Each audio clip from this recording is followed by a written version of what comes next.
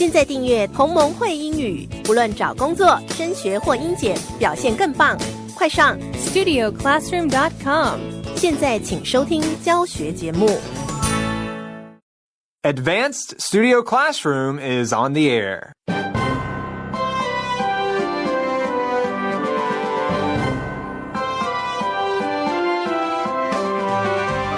Can our bodies tell us how we are really feeling? Join us today as we discuss the potential meaning behind our emotions.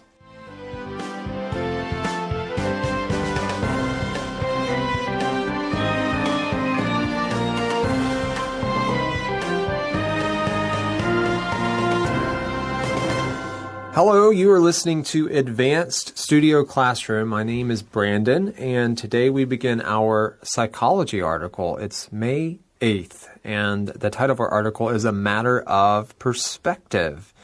Joining me today, I have two panelists. First, welcome, Andrea. Thank you, Brandon, and hi, listeners. It's great to be here again as we discuss a very interesting topic. Yeah, I love psychology articles, and so I'm excited to get into these articles. We have one today about emotions and the meaning behind them. Tomorrow we'll talk about achievement and appreciating the small things in life. So I'm especially excited about tomorrow's topic. How about you, Manya? Welcome, first of all. Thank you for having me. I always really enjoy the psychology articles. I feel like we can always learn something and apply it to our lives. Absolutely. And so a matter of perspective is today's topic, interpreting emotions. Wow. That's kind of deep, isn't it? That is deep. That is a weighted topic with a lot to talk about. Those emotions, right? It's hard to figure them out sometimes, Manya. Yeah, I mean, a lot of times it's tricky. I think we can get blinded by our emotions. And so it is really important to be able to interpret them, but it's not always easy. No, it's not. So we're going to kind of go through some of the things you may be feeling and what it could mean, right? And it's hard to say, right? You have to try to figure that out. It's like a game. Not so fun game, right? Of trying to figure out your emotions. So let's dig into that. We're on page 18 and we'll have our first reading. We're going to go up through the right-hand column. And with our first reading, we'll come back for discussion afterwards.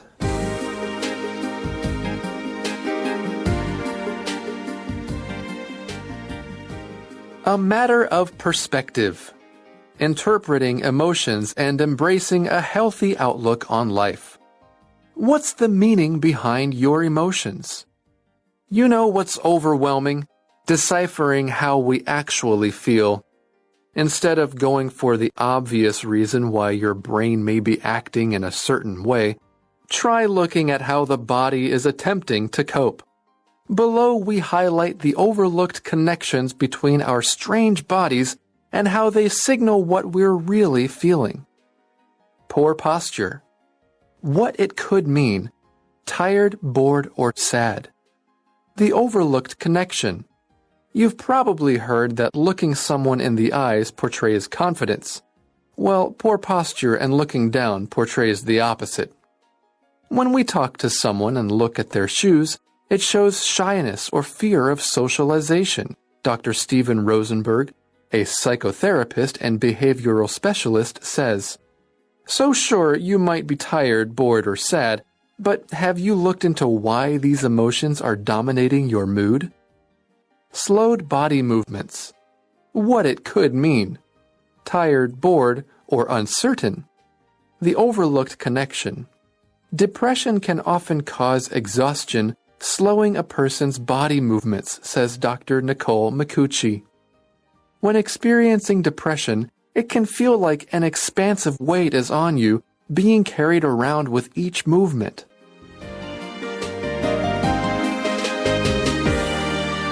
Thank you, Gabe.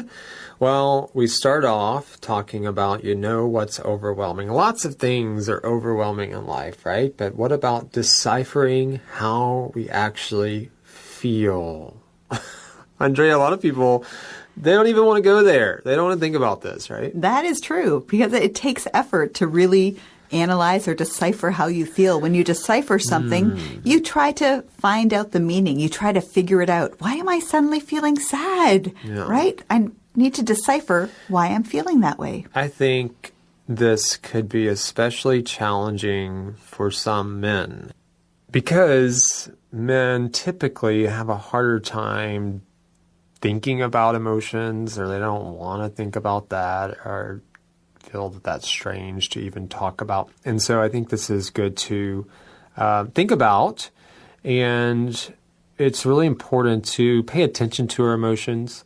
Not that we focus on that all the time or let that lead us or anything like that, but we do need to try to figure out why we feel a certain way. That can give us answers to issues in our life, I think. And so it is important to decipher how we feel. Now, there's an obvious way to go about this, right? But this article, Manya, is getting at the fact that maybe there's something deeper that we need to focus on. Yeah, so the article is really wanting to make that connection between your emotions and how your body is physically reacting, and that those things are connected. Try looking at how your body is attempting to cope. What does that mean, to cope? Well, when you cope with something, you try to find a way to handle it. So if you're sick, you need to cope with that sickness. Maybe you get medicine or you drink a lot of water or try to get vitamin C. So when you cope, you try to figure out a way to move on through that. All right, so we're going to take a look at the connections between our bodies and how they signal what we're really feeling. And the first one we're focusing on is our posture and poor posture. Now, I oftentimes have poor posture. I'm sitting at my desk. I'm a little bit taller, so, give me a little, grace. But, it's easy to kind of hunch over. But I don't think that's what they're getting at here.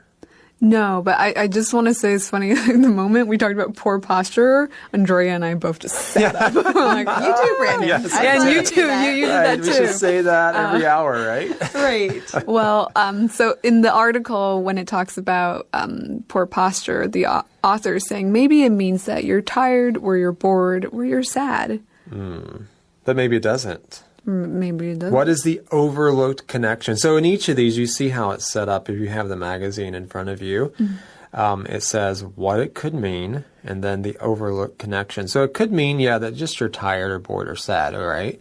But there could be another reason for it. What is the overlooked connection in this instance, Well, Andrea? it could be a lack of confidence. The article says you've probably heard that looking someone in the eyes portrays confidence, and that's true. I think when we're talking to someone, looking them in the eye, we feel more confident. We feel more assured of ourselves.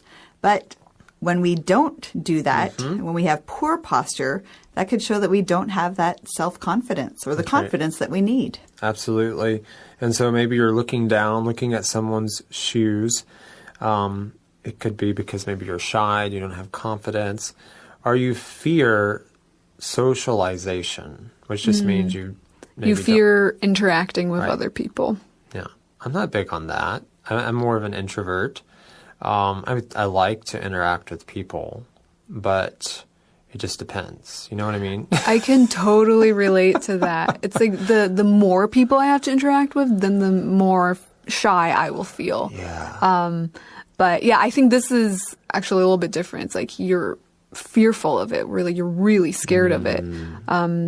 Then you might see someone who has a hunched back or has their arm kind of covering their shoulders. They're just kind of wrapped around them. And when I hear that, I think of myself as when I was younger, like I was just so shy, especially in like big crowds, that I would do that. What helps you, since we're talking about confidence, what has helped you to be a more confident person, you think?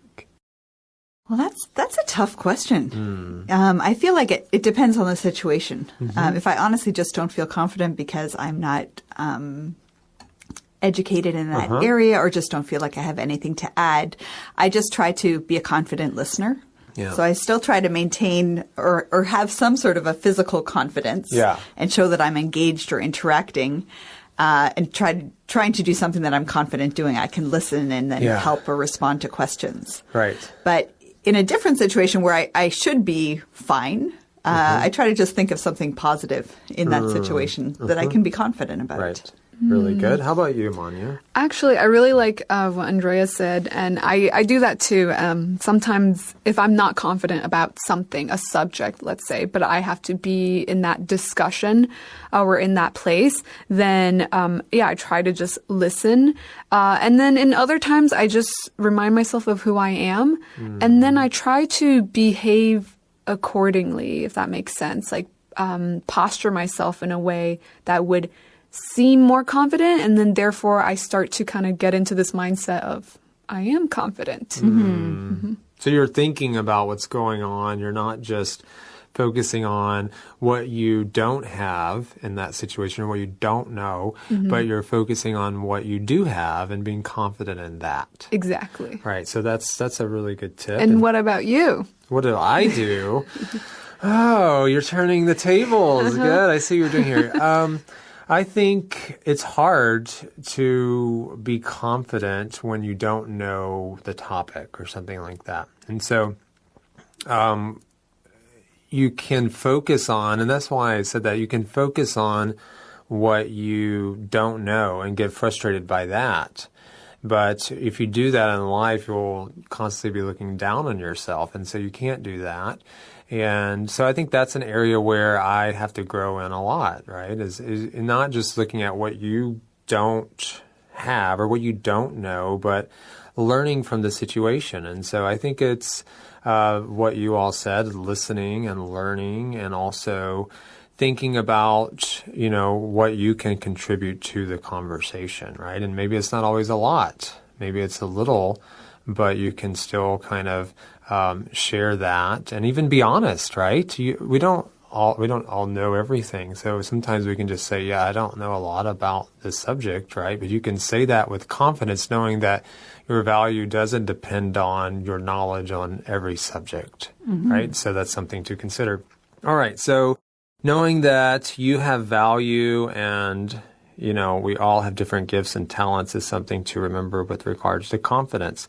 Now, we hear from Dr. Steven Rosenberg, and he is a psychotherapist. What is that, Manya? A psychotherapist is a person who treats people who are mentally ill using psychotherapy, which is a treatment of mental illness. All right. And then he's also a behavioral specialist. And this is someone who helps people with disabilities or problems that keep them from learning.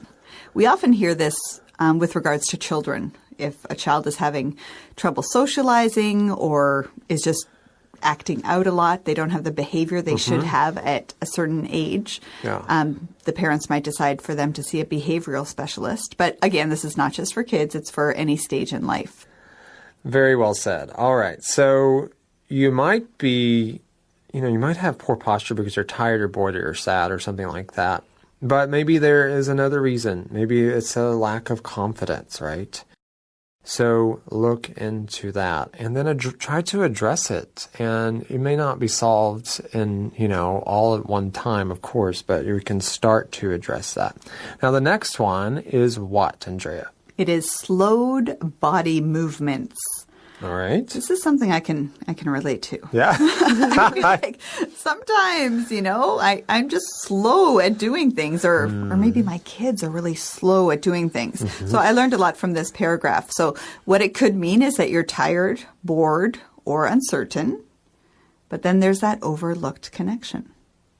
Yeah, slowed body movement. I can relate to that as well. It could be you're tired. You get up in the morning. I'm not a morning person, so, yeah, you can just be doing things slowly. I should drink coffee the minute I get out of bed, I guess. I don't know. But anyway, you can just be tired or bored or uncertain or even lost in thought. I find myself oh, yeah, I'm supposed to be focusing on this, but I'm actually I'm a thinker in that way. I get lost in my own thinking. I'm not thinking maybe anything profound, but I'm just kind of lost in that. And that can slow you down as well. Right, Manya? Oh, yeah. It happens to me all the time. Okay, so what is the overlooked connection, though? It's pretty important. The overlooked connection is depression, which is Actually, depression is very complex, and it's not like, oh, if you're slow, that means you have depression. Like, Right. it doesn't mean that. But if there are other factors involved, and this could be one of them. You know, sometimes what you're thinking about really weighs you down, right? And it can affect you physically, right? If you're thinking about something that's causing anxiety or worry or even discouraging you, right? Then that can really affect your mood, and which in turn can affect you physically, right? You ever experienced that? I have. Me too. Especially if I'm anticipating a tough conversation. Yeah. Or something that's just a challenge, something you don't want to do, or it's usually like a deeper topic. And then I feel right away, you know, your posture kind of changes and you feel slower. But then what I think about is kind of the after effects when you do have that conversation or you do seek the help that you need. And it is true. It's a release in your entire body. Mentally, it's a release, but physically, I like what the article says. It can feel like an expansive weight is on you. And then suddenly that weight is released. Yes. And you can feel like reborn, like a new person. Absolutely. And so that's something to think about. And again, the point of focusing on these is not just to point out the issue, but hopefully it will help with a solution, right? And addressing these issues. All right, we have more to discuss. Next, we'll talk about digestive issues, sweaty palms, and also a reminder about paying attention to our body's actions. Let's learn about all that as we go to our next reading.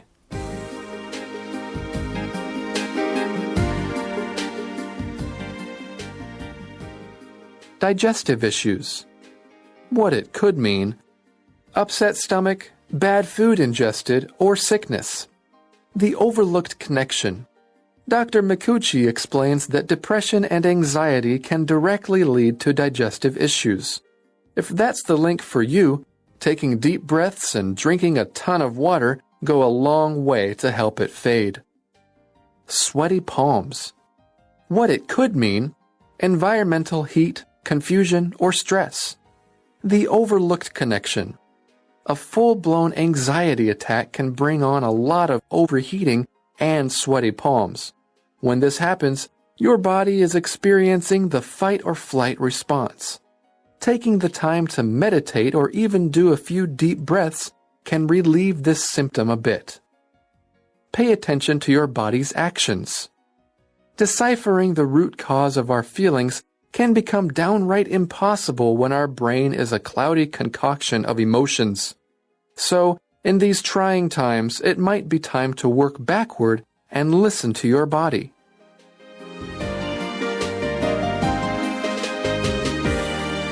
All right, digestive issues, what it could mean, Manya. It could mean you have an upset stomach, where you ingested bad food, or that you're sick. Of course, right? We know that, but there is an overlooked connection, Andrea. This could also mean that you have anxiety or depression, as we talked about with the previous point. So this is a link that I think we need to consider carefully. Right, and so what should we do in that situation? They tell us here, take deep breaths, drink a lot of water, and I would also add to that exercise. Go for a walk or a run or something like that. You know, sometimes you're just in a bad place in your mind, and you just go out of the house and go for a walk, get out in nature, and that does a lot for you, or it can. I'm not sure it's going to help everybody in every situation, but that's something to think about. Oh, absolutely. And if you can't go outside, even just changing your environment, going into a different room or standing by the window. But I agree with you. Being outside for me is the best thing. I just have a new perspective. Or just sometimes getting out of the house, going to the mall, I don't know, getting Change around of scenery, people. basically. And don't underestimate taking deep breaths, like it said in the article. I don't know what it does, but it does something. When I do it, I feel different. And I forget to do that. Like I rarely actually do that. And I remember like, oh yeah, you could even like, I think if you're having trouble sleeping at night, take a few deep breaths and see if that helps to calm you down. I mean, I'm not sure that's going to help a lot of people, but at least it's somewhere to start, right? Just kind of calm yourself, right? And taking deep breaths, that is a good reminder. And we've talked, Andrea, a lot before in the past about the importance of drinking water, right? So we have that reminder here as well. Yes, and I like how they say a ton of water. So we're not talking about take a few sips from your bottle of water, but this means drink a lot of water. Right. And it's true because dehydration often leads to digestive issues, or it can also, deal or make you have different emotions that you don't normally have. Right. All right, next is sweaty palms, Manya. Yes, sweaty palms. So what that could mean is the environmental heat, confusion, or stress. When they say environmental heat, I think they're just talking about, you're outside, it's hot. That's the environment, right? Or you're inside and, I don't know, maybe it's hot for whatever reason. The AC is not on or, you have the heat turned up too high in the winter or whatever. So it could be those reasons, but there is an overlooked connection, Andrea. It could actually be a full-blown anxiety attack. So if you would have an anxiety attack, the response of your body would be that it heats up. And when it overheats, you can get sweaty palms. All right, a full-blown attack is a fully developed, right? It's not just some small thing that's happening. This is if you're measuring it, it's all the way to the top, right? Full-blown anxiety attack, and can make your palms feel sweaty or become sweaty, rather. When this happens, your body is experiencing the fight or flight response, and that's a good term to know, Manya. Yes, fight or flight is a response to stress. And so either you will fight, meaning you'll attack whatever's causing the stress, or you will flee. You will run away from whatever's causing you the stress. And, imagine that going on in your body. That's difficult to deal with, right? And so what should you do? Well, we see, again, the value of deep breaths. So take time to meditate, to think about something, to think about good things, and even do a few deep breaths, and this can help relieve the symptoms. So that can help minimize the symptoms or could even help for them to go away. All right, let's put that into practice, right? Let's all take a nice deep breath. 1, 2, 3. Oh, wow. I feel so much better. Nice. Wow. Don't you feel makes a difference? If you're able to do that with this, it really does. You feel that right away, right? It kind of relaxes you. And so take a few deep breaths and also meditate. This is a big thing, right? To me, this would be like prayer, right? I can pray to God to ask Him to help me, right? Or, sometimes it's just even just pausing. We're so busy, right? And to get into that kind of reflective state, right? And thinking about, good things, but also thinking about, in my case, when I'm talking about meditating, I'm thinking about God and kind of trying to give those problems to Him instead of carrying it myself. And so that, I think, will be a tremendous help. There's times when inside you feel all of these emotions, but you just take time to pray and give that to God, and it's helped me so much. And so that's something else that you can consider. The last thing is pay attention to your body's actions. Manya? Yes, it's really important to, as the article says, to decipher the root cause of our feelings. Because if you don't take the time to do that, you may continue to experience these strange sensations with your body. And emotionally, you might be a little bit unstable or just out of place. That's huge, I think, what you just said. Finding the root cause. A lot of times we're focused on the symptoms, but what is the root of this and trying to get at that? So if you can address that, Andrea, hopefully that will help you to overcome the issue. Absolutely. So the root cause is the deeper issue. When you think of a root, the root of a tree goes deep into the ground. It's something that we don't see either. So you really need to decipher that or your tooth has a root, and if that root is infected, it's going to affect your entire body. So yes, you really need to take time to think, to do those breaths, to meditate, whatever you need to do to really try to decipher what your brain is trying to communicate. I like how it says here, sometimes it's downright, or our feelings can be downright impossible when our brain is a cloudy concoction of emotions. Yeah, trying to figure out those feelings or emotions is nearly impossible when our minds are like that, in that cloudy state of, there's a lot going on. And we can all, I think, relate to that, right? What does it mean to have a concoction of something? A concoction is a mix. And I think we hear that a lot when we talk about, I was going to say food, but also when we're talking about like evil, mad scientists. No, I'm kidding. No, but food, a lot of times when drinks, when you mix things together, that's a concoction. And the evil, mad scientist is a reference to like a scientist in a lab concocting something, mixing different things together. And I do think of food when I hear that, but here they're talking about our emotions, all mixed up. It's cloudy, it's confusing in our mind, and so it's hard to decipher what's going on. So in these trying times, we should work backward and listen to our body, and maybe that can help us to calm down and where we're not so confused, and then we could try to get to the root of the issue.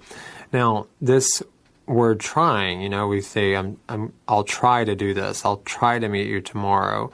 I'll try to make it to work on time. But it's a bit different here, isn't it? Trying times. Here it talks about times that are challenging or difficult, just times that are tough to deal with. Absolutely. And we all go through those. So we've talked about a few things that you may be going through either now or at some point in the future. And so you can just stop and reflect. I think that's the point too, Manya. We get so busy that we don't even deal with the issues. Yeah, it's really, sometimes busyness is false significance. It can make you feel like, oh, I'm doing a lot of things. Then it's very easy to ignore a lot of the bigger problems. Oh, that's so true. Yeah, we carry busyness around like a badge, right? We love to tell people we're busy and it makes us feel important, right? But it can cause a lot of issues in our lives, right? And so we need to have time to reflect, to think through these issues and try to get to the bottom of it. And we can't maybe do that by ourselves. That's okay. That's why there are counselors there. There are people who are trained to help us through this. So, we always suggest that, to see a counselor that you trust and that can help you with these issues. Well, we are all out of time today. Tomorrow we will continue our psychology article. We hope you will join us for day 2. Until then, this is Brandon. And Andrea. And Manya. Saying goodbye. Goodbye.